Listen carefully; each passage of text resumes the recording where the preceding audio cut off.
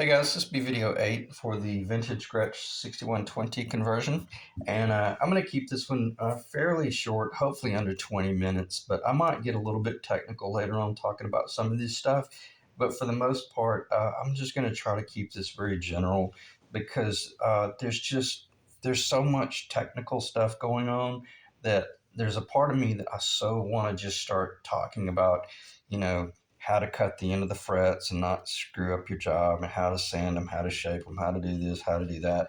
But I don't want to do that because I had promised on the front end I want to keep this video series fairly short and just real general. So if anything, it's kind of enjoyable to just watch it come together. So nonetheless, I'm going to do just that. All the frets are in. I'll do a little bit of a flyby, and I'm very happy with them. They're about 99% perfect. They're very close to where I want them. I think this one, I might have gotten just a little bit low on this one, but nonetheless, as I mentioned, I can heat it up and kind of assess it, because what you want to do now is take your fret rocker and just start. See, I'm using the long end. I'm gonna reel myself in and stop. I'm gonna stop trying to explain this to you, but then you're gonna start looking for high and or low spots. Okay, and I felt a little bump right there.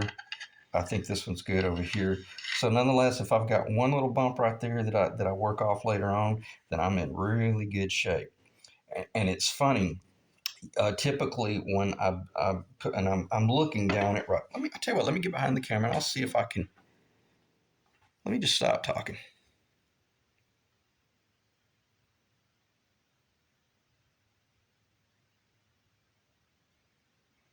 Okay. Now this side, I have not filed these off yet, but this side I have about 90 probably about 90% filed down. And let me get behind the camera and see if I can show that straight edge. See, it looks pretty good. You can tell that that's very close to the finished state. And I'll digress a little bit so in case I forget, because what you're doing, you're taking a very fine file, like a fairly large file as well, and you're just very slowly cutting these off. Again, it's not finished, and so that I can prove what I'm talking about, the way you can tell, just take a little piece of paper.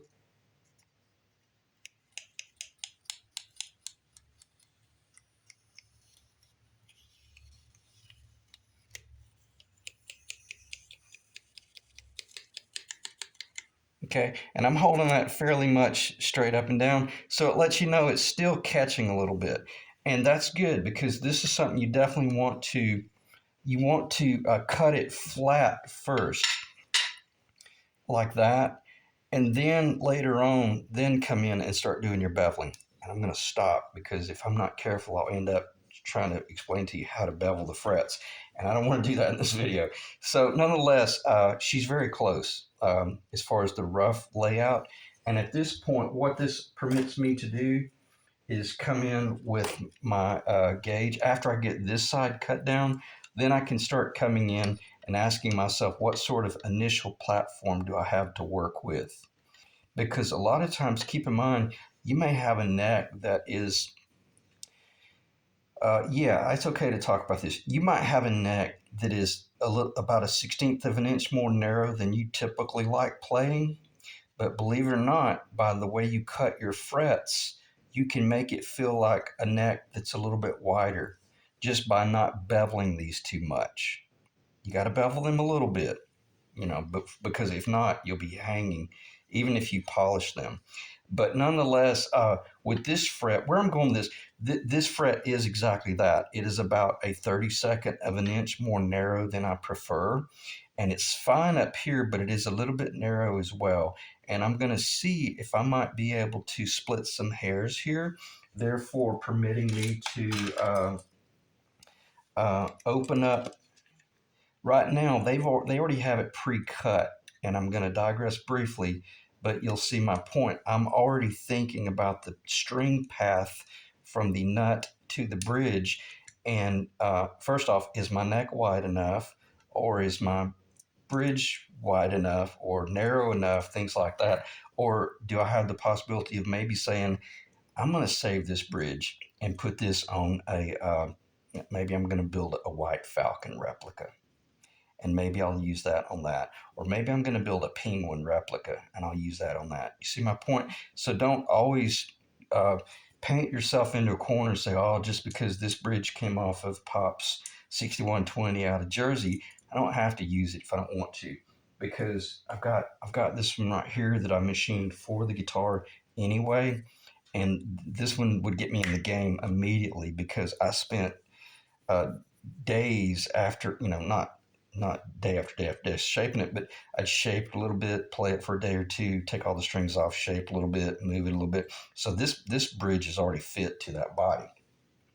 So on that note, when you're building and or restoring and or converting, if you're working with a neck that you got off a reverb that you're fitting on a body that you got off of your local flyer and or eBay, then you're going to have to start marrying up the neck that you're working with onto the other body. Okay.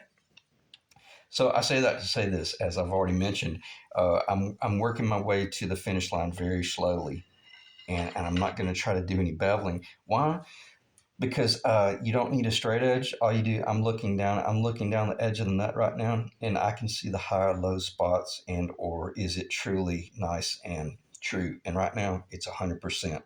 If I had have come in and started going straight to the finish line, trying to do the bevel work, well then you might start traveling a little bit, and you get a false reading that, oh man, you're screwing it up, that it's getting warped.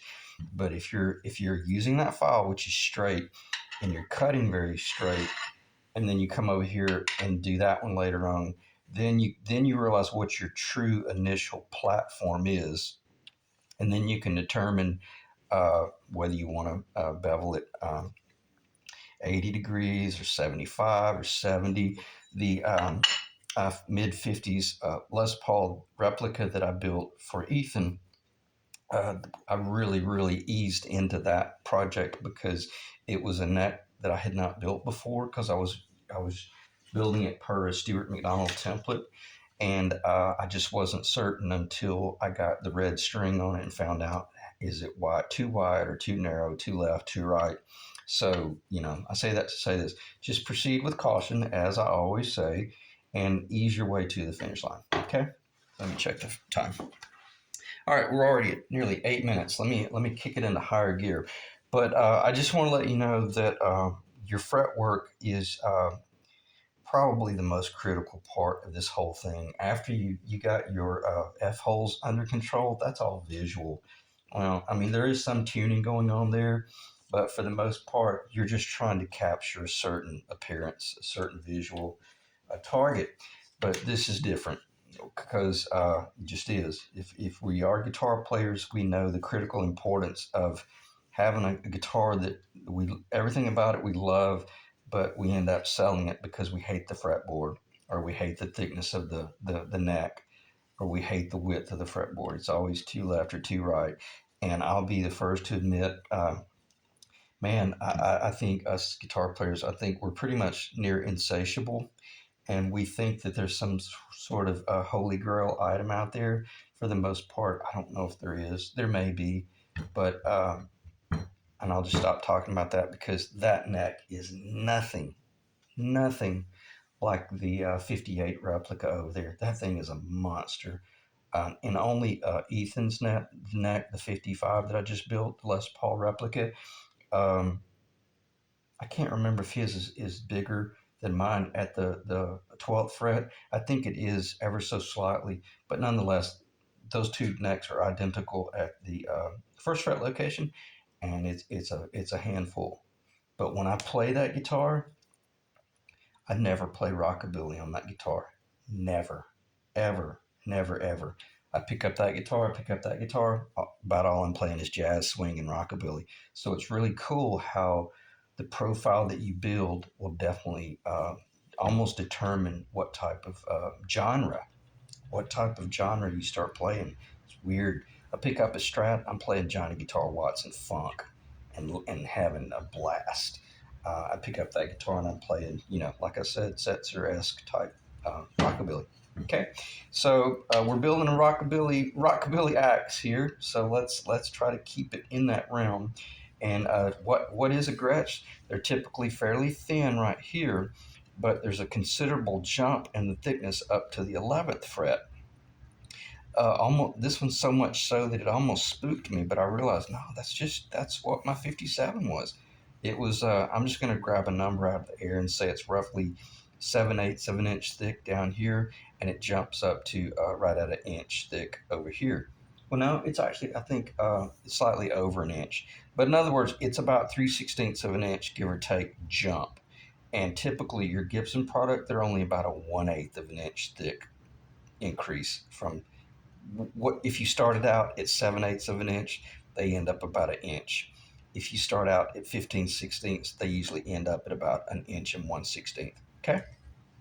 So anyway, and typically the Gretsch necks are right at about 1 11/16 of an inch wide right there. So if we are going to talk about building a 6120 and or converting a 6120 and we don't have this neck, that's where I'm going with this, and I apologize for it taking forever for me to get there.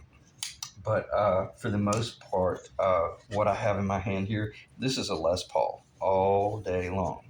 Now, could you put this neck on that guitar? Of course you could. You could put. I could do anything. We could do anything we want. But the question is that what you want? Well, if you're building like a L5, well, maybe so. Uh, and I say that to say this, like I said earlier, if you looked up and found the body, but you can't find the neck, I wouldn't recommend sitting online every night waiting for this to pop up because you'll be sitting there for a long time. Or if it does pop up, if it's someone like me selling it, this is going to be $1,500. It'll have the frets in it. It'll be finished, but at a minimum, this is going to be 1,500, if not more, because if you connect the two, now it's worth triple connected to its original body. Not necessarily this project, but nonetheless, I say all that to say this as I continue to say, probably going to have to build your neck or have it built. Okay, and that's where I mentioned, well, you want an L5 or do you want a Gretsch? That's about, other than the profiles, and I'm not contradicting what I said, but pretty much those tuner locations are going to be pretty close to where the competitor is. Okay, just depends on which one you like. And I got to tell you, that's really pretty. It's a beautiful, beautiful profile. So be careful if you really like this up here on the top. Maybe don't do too much of the Gretsch F hole.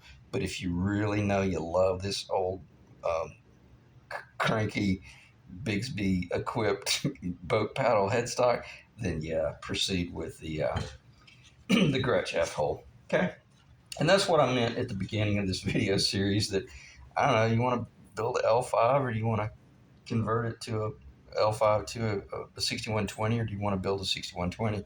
And for the most part, I think the guys coming to this video series are going to be more than likely Gretsch heads.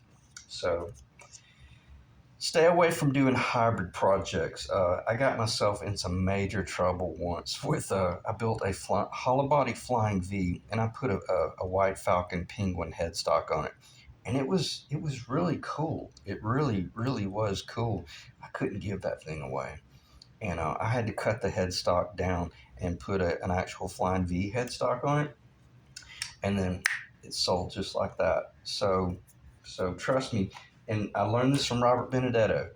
Don't deviate from what we as a consumer are already familiar with, because if I like the Penguin, then I like the Penguin for the reasons that what defines a Penguin. If I like a Les Paul, then I like it for what defines a Les Paul. And I'm not telling you guys anything that you don't already know, other than just I'm just explaining to you. If you have a stroke of brilliance and you think it is a stroke of brilliance, well, just check and see if it's already been done. If it hasn't been done, odds are somebody tried it and it didn't work out. So anyway, but if you're gonna end up in a situation where you're gonna be building your neck, I'm gonna force myself to only just hit this from the surface.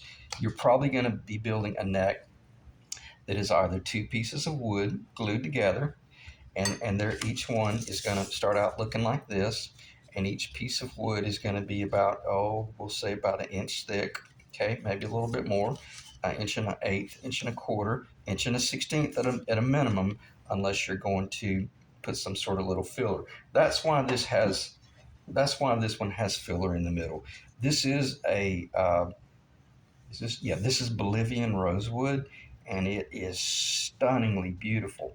But it was really just used because it spread that board apart. This is a paint grade neck, but I primarily used it to spread those two pieces of maple apart because these two pieces of maple were only about 15/16 of an inch thick, and I don't like three-piece necks.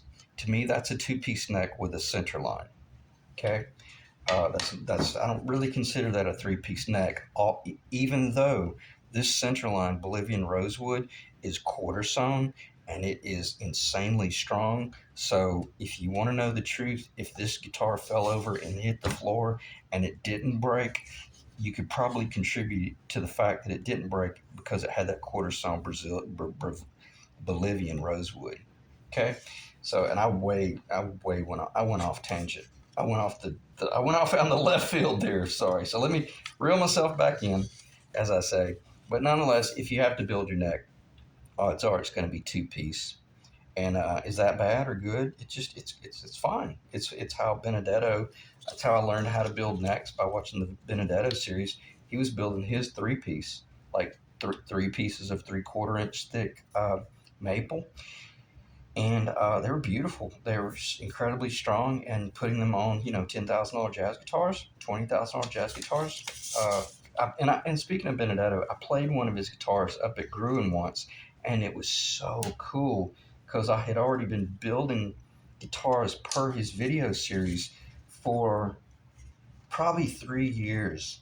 And sure enough, I go in Gruen one day, and what is sitting right there or hanging on the wall, and I'm looking at a 17-inch Benedetto, and it was about $12,000, and it was an older one. It was from the '80s, and I basically asked permission to even play it. I was scared to touch it because I was afraid George would be behind me with a one of those things that you the shotgun, the stun gun. But nonetheless, they let me play it, and I sat there for 15 minutes just in a world of bliss. But what was really cool, it sounded much better than my guitars, and it felt better. Everything about it was better than my guitars, but it wasn't twice as good. So I realized that, wow, I was able to pull off, exactly a really, really good guitar just by following his instructions. Okay, let me check the time. 18 minutes, and I don't know if I accomplished anything, and there's a possibility I may just erase this video and do it again. But then again, sometimes it's cool to just go off the cuff here and ramble, and you'll realize that maybe it was 10 minutes of what's the word, bloviating, I think, in the middle, but then there might have been 15 minutes of good information. But fret work is what it is. I hate doing fret work, but I'm good enough at it that I do my own fret work,